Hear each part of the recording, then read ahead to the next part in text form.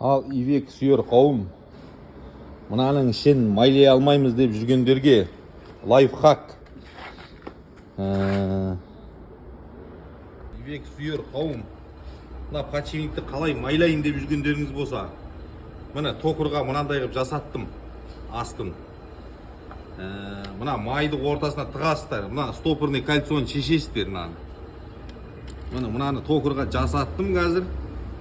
Майды ортасына құясыздар. Үстіне мына біреу токырға тоже жасаттым, астын 3 сантиметр қылдым, высотасы мынау 5 сантиметр. Енді бұны аласыздар, бүйтіп саласыздар, туралап. Содан кейін мына подшипникті бүйтіп ақыры не істейсіздер, қысасыздар, үстінен давить етесіздер. Міне май қалай шықты көрдіңіздер ма? Міне өйстіп майлайсыздар. Сосын ана әдемілеп шешіп алып тастайсыздар. Міне үстінен де шықты май, астынан да шықты, көрдіңіздер ма? Болып өшесіз. Мынаны қайттан шығарып аласыздар. Сосын астын шығарасыздар. Міне ортасы полный майланып, как положено, ортасынан екі жаққа қарай давить етіп қысты. Стопорный кальцияны аласыздар.